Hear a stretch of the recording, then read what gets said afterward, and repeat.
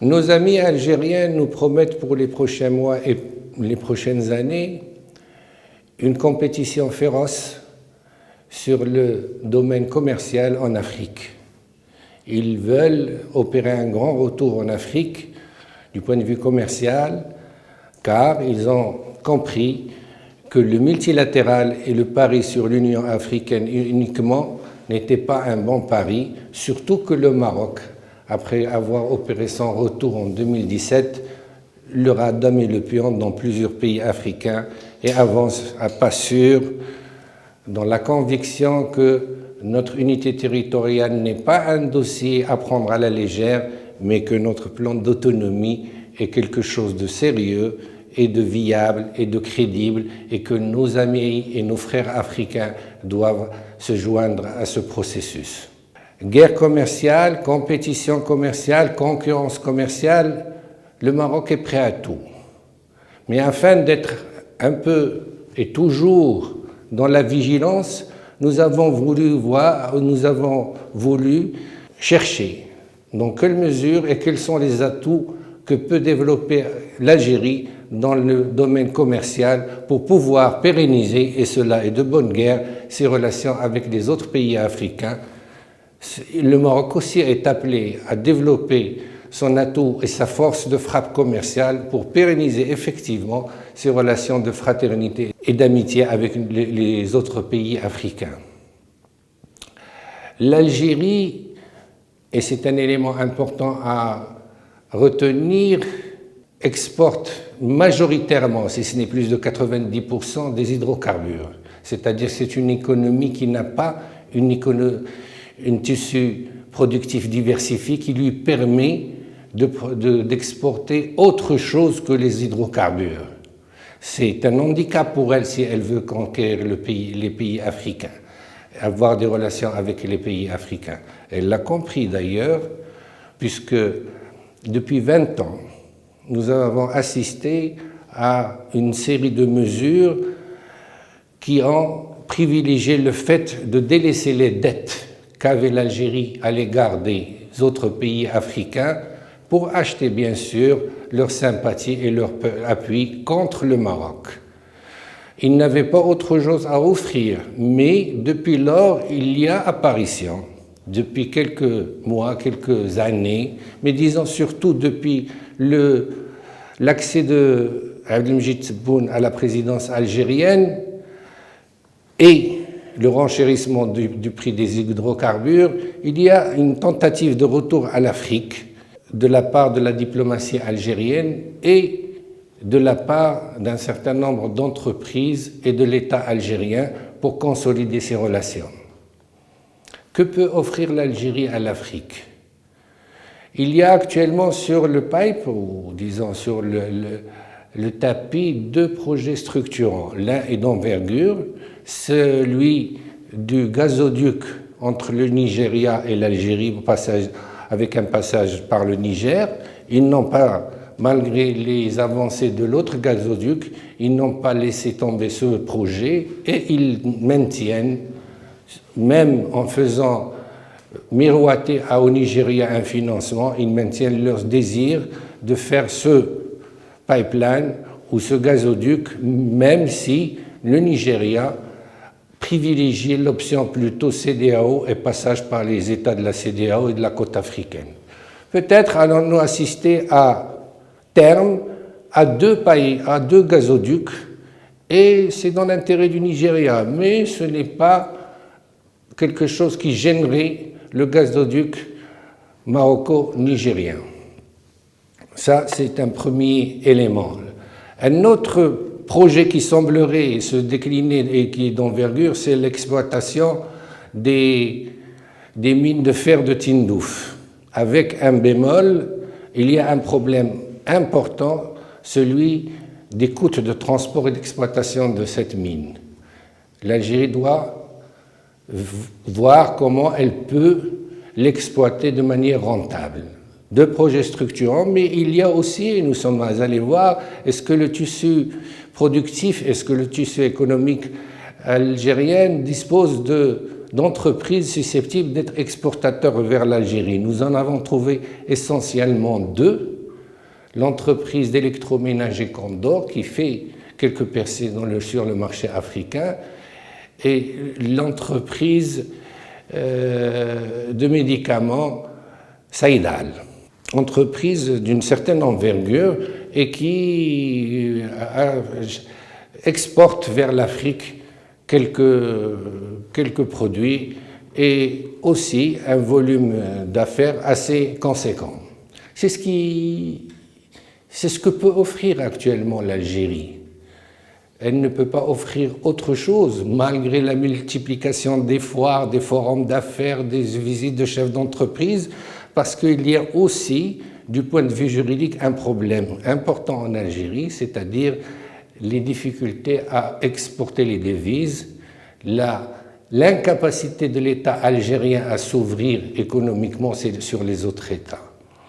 Donc une situation difficile qui est handicapante, qui me semble placer l'Algérie dans une situation de retrait par rapport à la force de frappe marocaine, commerciale et d'investissement. Bien sûr, je n'ai pas à rappeler que le Maroc investit de manière importante en Afrique de l'Ouest. Il a commencé par investir dans le domaine financier, dans le bâtiment, dans les télécommunications, c'est-à-dire des services à forte valeur ajoutée. Il est en train de déployer quelques efforts pour investir aussi dans d'autres activités productives.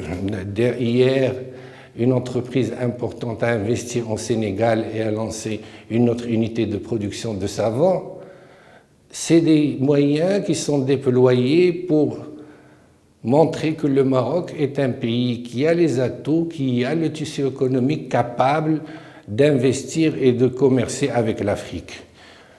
Certes, que ce soit pour l'Algérie ou le Maroc, nos échanges avec le continent africain restent bien en deçà de nos ambitions. Nous devons essayer d'être un petit peu plus agressifs, un petit peu plus présents, surtout dans le domaine des échanges commerciaux. Et nous sommes, pour le Maroc, appelés à renforcer notre avance par rapport à l'Algérie et à l'économie algérienne sur le continent africain à travers une série de mesures que vous me permettrez de rappeler. Ce qui me semble important pour l'avenir, c'est d'essayer de reformuler notre offre pour intégrer la CEDEAO. C'est un ensemble économique important, intéressant pour nous. Certes, il y a quelques réticences d'un certain nombre de pays, amis, bizarrement, mais qui ont des craintes sur la compétitivité de nos entreprises. Il s'agit de les rassurer, peut-être aussi d'aller vers une certaine forme de coopération, peut-être aussi de partenariat entre les entrepreneurs. Bref, revoir notre offre et voir comment on peut convaincre que ce soit les chefs d'entreprise au Sénégal, au Côte d'Ivoire et au Nigeria d'accepter l'adhésion de notre pays. C'est important politiquement, économiquement. Autre projet structurant qui nous semble, et nous l'avons déjà souligné, important, c'est bien sûr le gazoduc Nigeria-Maroc, auquel vont s'adjoindre 13 pays, avec une nouvelle heureuse, celle de la découverte de gaz entre la frontière du Sénégal et de la Mauritanie. Tout cela participe à des perspectives belles et rassurantes quant à l'avenir de l'Ouest africain, et où le Maroc doit être présent. Présent, il l'est, mais présent encore de manière plus importante. Il l'est parce que nous ne sommes pas des gens qui adeptes des mots d'ordre creux. Nous sommes présents parce que nous sommes l'investisseur principal dans cette région et nous souhaitons améliorer nos performances. Il reste que notre diplomatie doit aider dans cette démarche, doit aider les entreprises, peut-être les recevoir, être à leur écoute et développer encore et encore la diplomatie économique. Nos entreprises souhaitent aller vers l'Afrique.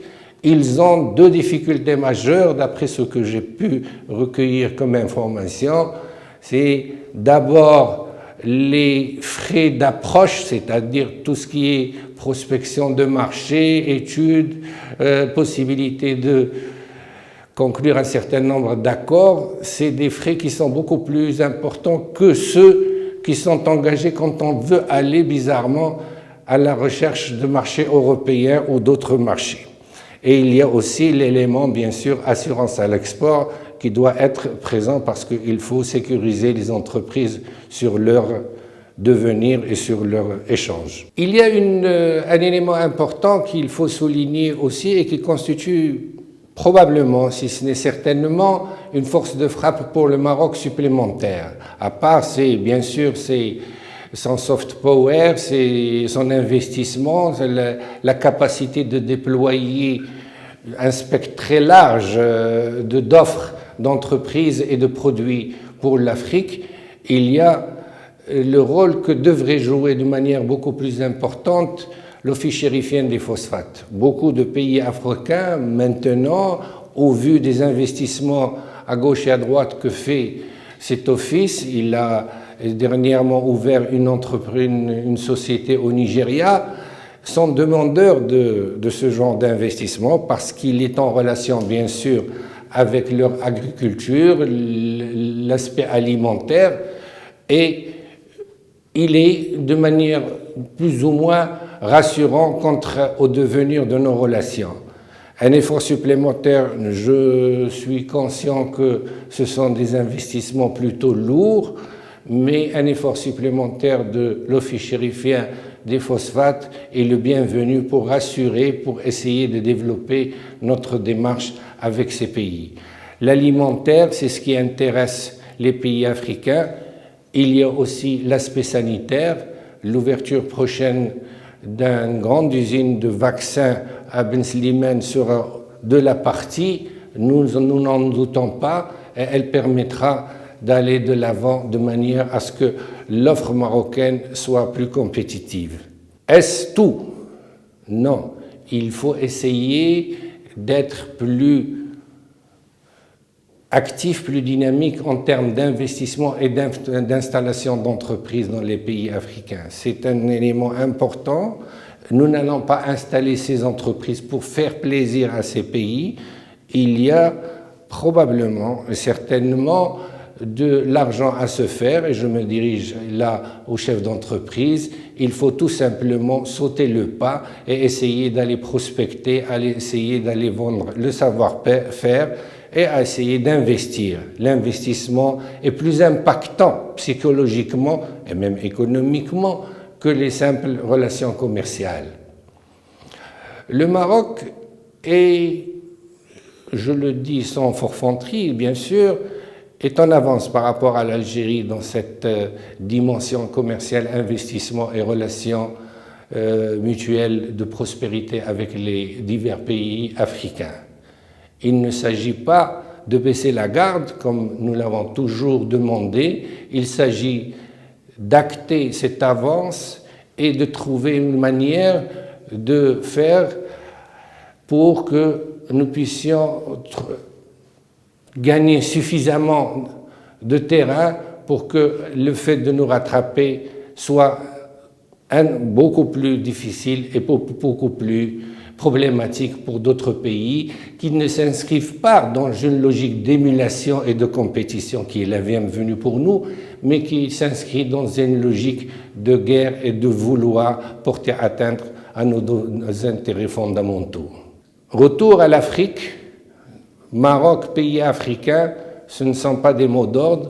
Il faut transformer l'essai, il faut aller de l'avant pour que nous puissions envisager l'avenir, le XXIe siècle, comme puissance régionale qui a ses racines toujours dans le continent africain.